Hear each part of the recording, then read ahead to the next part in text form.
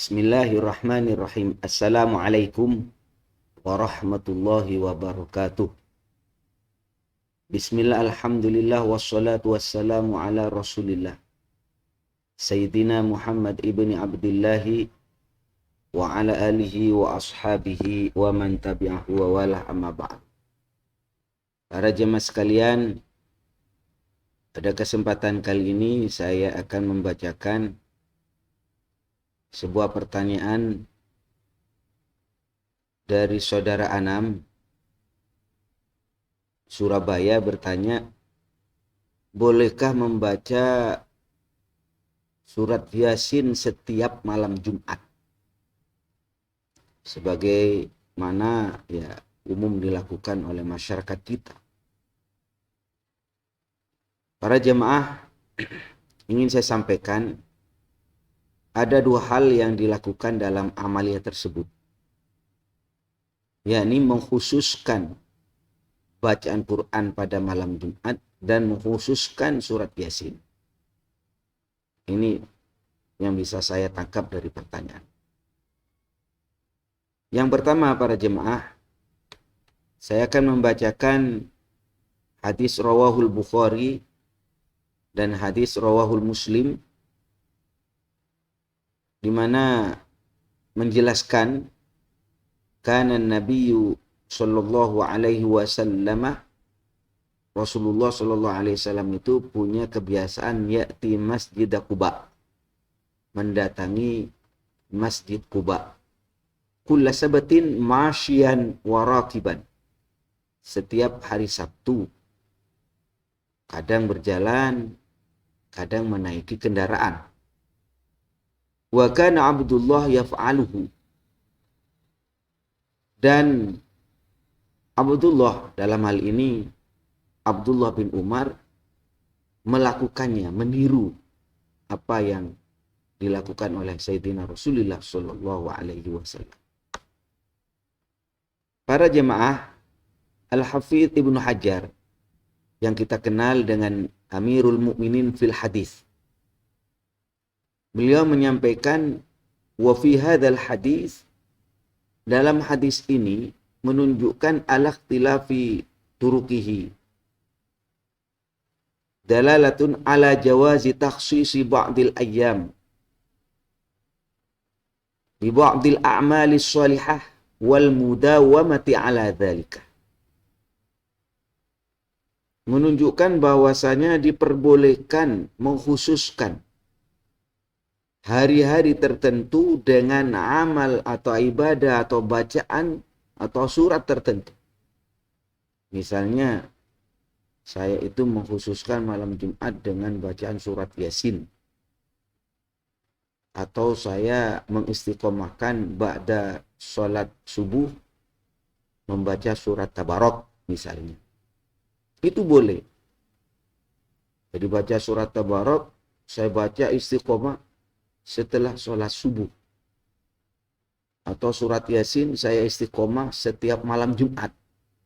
Itu kan menentukan sendiri, itu boleh.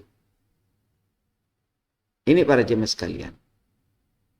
Itu di dalam kitab Fathul Bari, juz 4 halaman 197.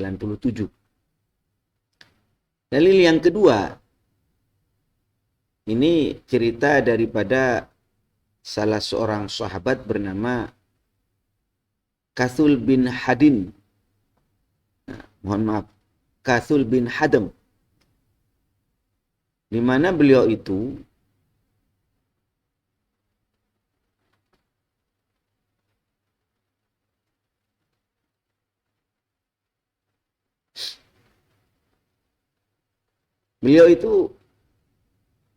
ada salah seorang sahabat bernama Kathul bin Hadam, ya. Beliau mempunyai tradisi melaksanakan sholat, dan setiap rakaat yang dia baca dalam sholat tersebut selalu membaca kulhu, yakni surat Al-Ikhlas itu, kulhu wallahu ahad. Ya. Akhirnya para jemaah sekalian, ditanya oleh Sayyidina Rasulullah, Apa yang membuatmu terus-menerus membaca surat Al-Ikhlas? Kok baca kulhu mulu? Setiap rakaat kulhu. Maka apa jawaban daripada Kathul bin Hadam tersebut? Ya Rasulullah, saya melakukan ini karena satu hal. Inni uhibbuha. Saya senang dengan kulhu. Saya senang dengan surat Al-Ikhlas. Adem rasanya kalau baca kulhu. Ana uhibbuha. Faqala hubbuka iyyaha adkhalakal jannah. Kesenanganmu pada surat tersebut, surat Al-Ikhlas, surat kulhu, itu akan memasukkan kamu ke dalam surga. Ini hadis rawahu Al-Bukhari, nomor hadisnya 774.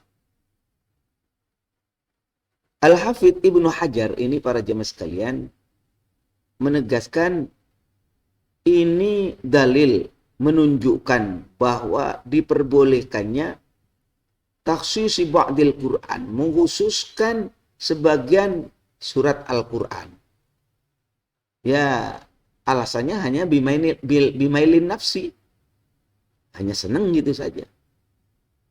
Wal istiksari minhu. Kita memperbanyak dengan Quran tersebut. Misalnya senang Yasin, senang kulhu. Wala yu'addi dzalika hijranan li ghairihi. Dan hal ini tidak menunjukkan bahwa dia itu membiarkan pada surat yang lain atau tidak suka atau menjauhi. Tidak boleh dimaknai seperti itu. Tidak bisa diartikan karena bacaan Yasin mulu atau Tabarak mulu atau Kulhu mulu kemudian diartikan lah kok Quran itu saja yang dibaca, surat itu saja yang dibaca. Emang nggak ada yang lain apa? Yasin. Nggak boleh begitu komentarnya. Karena apa? Beliau Imam Ibnu Hajar, Al-Hafidh Ibnu Hajar menyampaikan wala yu'addu dzalika hijranan li ghairihi. Dan hal tersebut tidak menunjukkan yaitu menjauhi terhadap surat-surat yang lain. Ini artinya para jemaah sekalian, berdasarkan hadis-hadis dan hadis-hadis sahih tadi dan penjelasan ulama, maka diperbolehkan untuk membaca surat Yasin setiap malam Jumat atau membaca surat Tabarak setiap pagi atau baca surat Kulhu dalam melaksanakan sholat, bukan karena nggak hafal, seneng misalnya.